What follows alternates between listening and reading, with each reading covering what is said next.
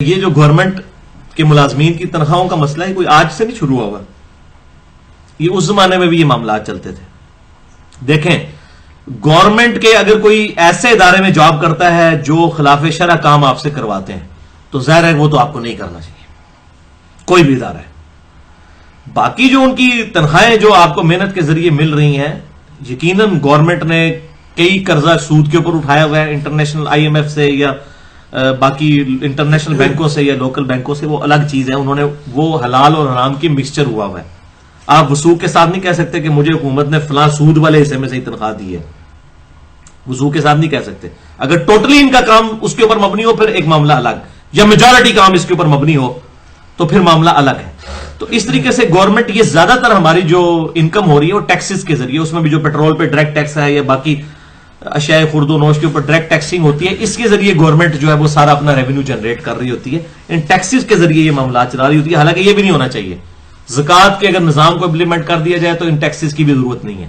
اسلام میں اگر کوئی ٹیکس ہے تو وہ زکوٰۃ کی ہے، کم از کم اتنا ضرور دیا جائے. 2.5%. آپ کے ملک میں ایسے لوگ ہیں کہ اگر صرف وہ لوگ چند اوپر کے 40-50 لوگ اپنی پوری زکوٰۃ نکالے نا تو غربت کا خاتمہ یہاں سے ہو سکتا ہے. تو زکوٰۃ ہی نہیں لوگ دے رہے ہوتے. تو یہ حکومت کی تنخواہوں کی بات کرتے ہیں تو وہ حکومت کی نوکری اگر وہ حلال نوکری ہے تو اس کی تنخواہ بالکل جائز ہے.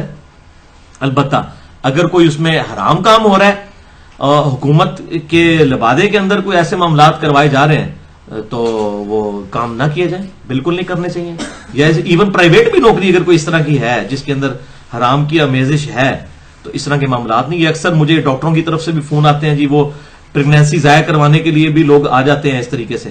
تو اس قسم کے کام بالکل نہیں کرنے چاہیے. اسلام تو نہیں اس چیز کو سپورٹ کرتا کہ عورت کی صحت بھی ٹھیک ہے اور اس کو کوئی زندگی موت کی کشمکش والا مسئلہ بھی نہیں ہے اور وہ اس طرح پریگنینسی ضائع کروانے اسلام میں تو حرام ہے. یہ چیز وہ قطعاً اس قسم کی نہ کوئی دوائی دینی چاہیے نہ کسی ڈاکٹر کو اس حوالے سے ہیلپ کرنی چاہیے، اس کی کمائی بالکل حرام ہوگی. اسی طریقے سے ڈاکٹر جو اس قسم کی مہنگی دوائیاں لکھتے ہیں اور پھر یہ میڈیکل ریپ جو ہے ان کو عمرہ کروا رہے ہوتے ہیں حرام کے مال کے اوپر، عمرہ ٹکٹ دے رہے ہوتے ہیں کہ تسی ساڈی مہنگی دوائیاں دیو، انہوں نے لکھ کے انہوں نے تیل نچوڑو غریب آدمی دا تے تانوں عمرہ کرائیں گے. جناب اے عمرے تہاڈے ہونے نے، اے عمرے جڑے نا اے دوزخ کا آپ سمجھے کہ آپ کو گلے میں پٹا ڈالا جائے گا. یہ جو آپ امال کٹھے کر رہے ہیں یہ تو زیرو سے ملٹیپلائی ہو رہے ہیں، اس طرح عمرے ہونے ہیں.